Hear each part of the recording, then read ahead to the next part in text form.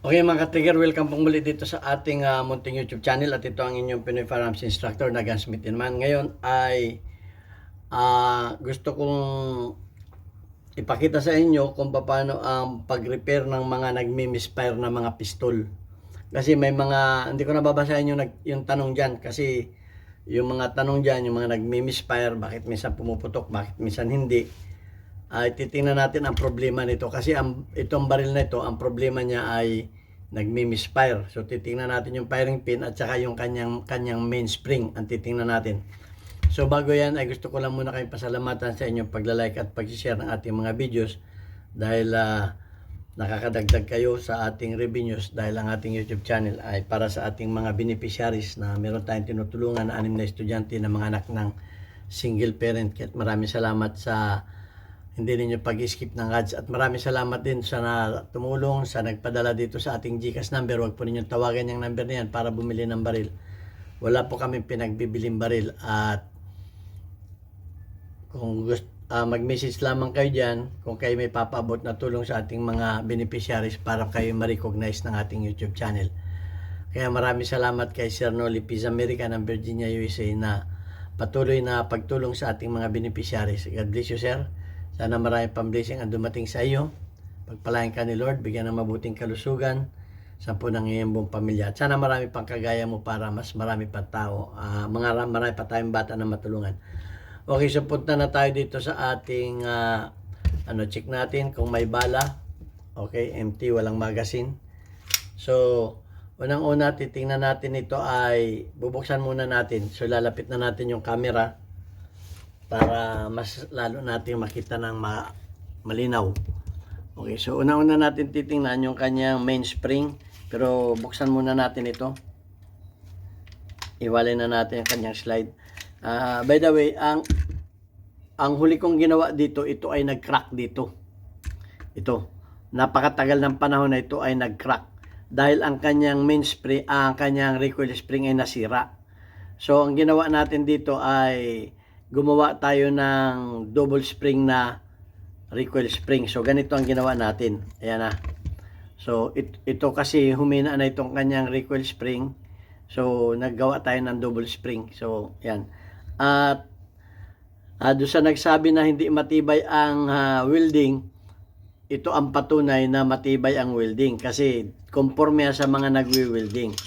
Dahil ako nag-welding nito, kaya kung mapapansin niyo dito sa loob, yan o, may ano pa yan, may bakas pa ng welding, pero loob naman yan. So, ang ginawa ko dito ay root pass at ipapakita ko rin sa inyo sa mga susunod natin videos kung paano ang mag-welding ng mga ganitong crack. Kasi ito, matagal na itong crack na to. Actually, ito ay pintura ito. Paint itong pagkano nito. Pero sa tagal na rin, nagasgas na rin. So, hindi lang siguro mga 10,000 rounds ang ipinutok nito dahil nasa tingin ko may 1 taon na ito. Okay, mula nung winelding ko to. So yan ang patunay na yung ang welding ay matibay kung marunong ang nagwe-welding. So yan, titingnan muna natin yung kanyang ano nito kasi hindi naman yan ang topic natin eh. Pero papakita ko rin sa inyo kung paano ang pag-welding ng mga ganyang may crack sa slide. So yan nga, nasira yung kanyang recoil spring nito kaya ginawa na natin ang double recoil, double spring ito. Okay, so at matibay naman yung spring natin, yung ginawa nating welding at saka itong spring naman na ginawa natin ay gumagana. So dalawang spring niya, mayroong isang spring dito. Actually ito pang Glock ito eh. Tapos ito yung kanyang original na spring. So nagdalawa ng spring niya. At titingnan na natin yung kanyang ano nito, yung kanyang mainspring. Kung may putol pa, bakit ito ay nagmi-misfire. Kasi pag nagmi-misfire, ang unang-unang tinitingnan ko dyan ay yung mainspring at saka firing pin. Kasi yan dalawa na yan ang pinagmumula ng pag-misfire. So tingnan natin. So dito pa lang, nakita ko na yung spring niya ay walang putol. Maganda yung spring niya. So wala siyang putol, walang putol yung spring niya. Ibig sabihin, malakas pa. At malalaman din ninyo dito kung malakas pa yan. Oh. So malakas yung kanyang mainspring. malakas pa, kumbaga, at saka walang putol. So hindi na natin gagalawin yung kanyang mainspring kasi malakas pa eh. Malalaman naman ninyo dito yan kung malambot. So ang natin dito ay yung kanyang firing pin. Ang tuturo ko sa inyo ay kung paano madudugtungan ang firing pin. So ang firing pin ay pahabain natin ng 1 mm. Okay, so hanggang 1 mm lang ang dapat na papahabain natin ang kanyang tatanggalin natin yung kanyang firing pin.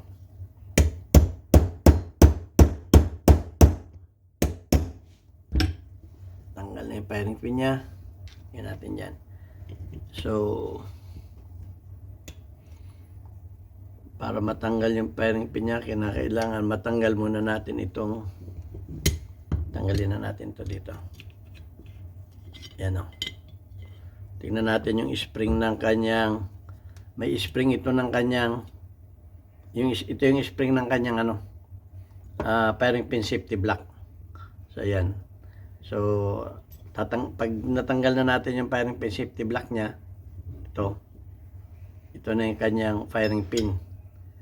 So okay, wala namang sira yung kanyang firing pin, at ang nakita ko ay ito ay medyo napudpud na yung dulo. So mamaya ito ay i-reshape natin, pero siyempre ito kasi ang napupudpud niyan, pero hindi ako nagdudugtong dito kasi ang firing pin naman, kung makikita ninyo yan dito, tingnan natin ang firing pin yan naman ay lumalabas niya ng mahaba. So hindi tayo dyan magdudugtong. Dito tayo magdudugtong sa kasi ang firing pin, yan ay malalaman ninyo kung maano na yan pagka ipinantay ninyo yung firing pin dito. Yan, ipinantay ninyo yung firing pin dito pantay ninyo, lagay ninyo yung kamay ninyo dito para pumantay. Makikita ninyo na dapat yan ay pantay din dito. Pantay din dito. So ito ay nakalubog na. Nakalubog na yan. So dapat, kung ibig sabihin, dapat kung ano ang haba, kung ano ang haba nito, kung ano ang haba nito, yan. Kung anong haba niyan, dapat yan din ang haba ng firing pin. So ito ay 60 mm o 6 cm. Dapat tingnan natin ang kanyang firing pin ay maigsi na. Ang kanyang firing pin ay kapos na. Ito ay ano na lang, 50 ano na lang ito, 59. So magdadagdag tayo dito ng 1 cm. Okay, so dito tayo magdadagdag, wag dito. Ito ay anuhin lang natin ito. Mamaya ipapalis lang natin itong dulo na to. So yan yung dulo niya. So dito tayo magdadagdag. So pupunta tayo doon sa welding welding machine ko. Actually ang pag-welding niyan, isang spot lang dito. Papakita ko rin sa inyo. Okay, pupunta tayo sa welding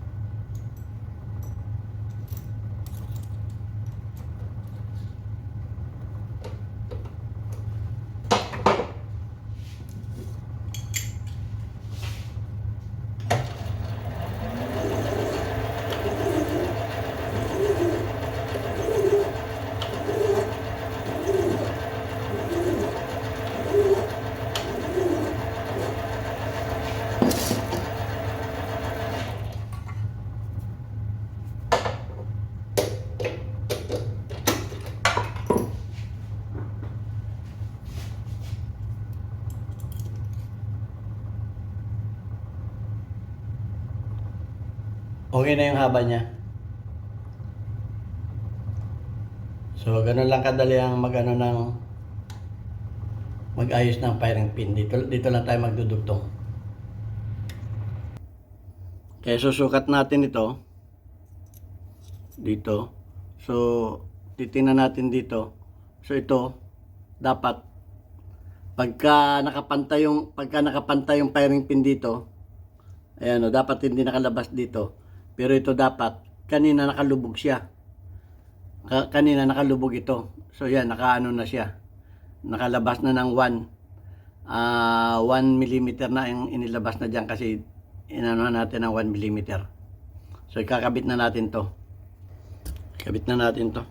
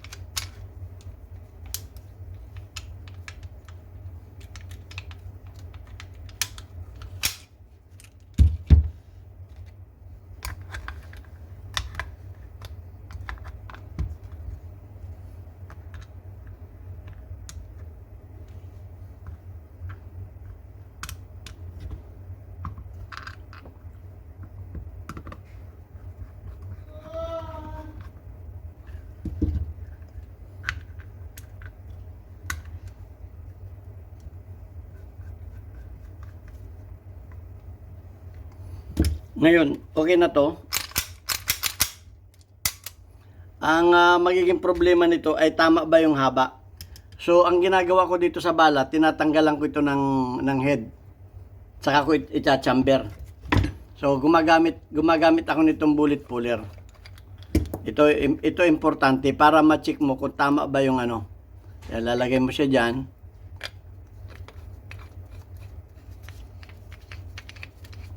Tapos ipapalo mo siya. Ayan. At matatanggal na yung kanyang head. Ayan, wala na siyang head. Wala na rin siyang powder. So, para matesting yan, ay i-chamber ko ito.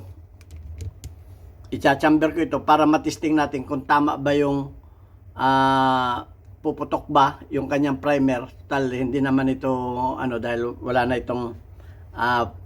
itong powder, wala nang head. Titingnan lang natin kung tama yung haba ng firing pin. Kasi kung yan ay live, baka mahaba, sobra. So, delikado kung mabubutas yan ang ito'y live. So, ganyan ang ginagawa ko. Pero huwag kayong magtatanggal ng, ng head nang wala kayo nitong proper tool. Itong proper tool niya. Bullet puller tawag yan. So, chachamber natin siya dyan.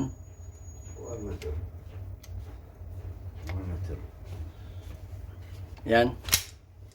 Yun. At ating papuputokin siya kung siya ay puputok. Yun. So, okay siya. Pumutok siya. At titingnan natin kung maganda ba ang tama ng primer niya. So, yun o.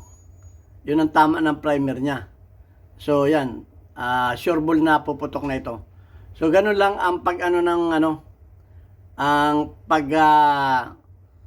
dagdag ng haba ng kanyang firing pin. So, yan. Sana may natutunan kayo at babasahin lang natin yung So, kasi may nagtanong sa akin yan kung pwede bang pahabain yung So, dito kayo magpapahaba dito sa dulo na to. Okay, magdadagdag lang kayo. Susukatin muna ninyo kung ano yung original. Pagkatapos magdadagdag kayo wag lalampas sa 1 mm. Wag nang lalampas sa 1 mm. Pwedeng half millimeter lang. Pwede na yon o pwedeng 1 mm kung nagmi-misfire ang inyong mga pistol. Okay, so yan, maraming salamat sa inyo. At basahin ko lang yung ating mga community spotlight natin ngayon. Okay, shout out kay Duran D. Pilotero, meron kang 47 engagement. Shout out kay Adonis Pitogo, meron kang 4 engagement. Shout out kay Raymond Vincent Cayetano, meron kang 100 plus engagement. Shout out kay Jomar Arizo, meron kang 1 engagement. At shout out kay Jomar Sanchez, meron kang 40 engagement. Okay, mag-like lang kayo, mag-subscribe sa ating YouTube channel para mapasama rin kayo sa ating community spotlight. Sana may natutunan kayo sa video natin ito. At sa susunod, siguro ang ipapakita ko naman sa inyo ay yung pag-welding ng crack ng mga slide kung paano para maging matibay. At pwede pang pakinabangan ang inyong mga nasirang firearms. Okay, God bless. Thank you very much.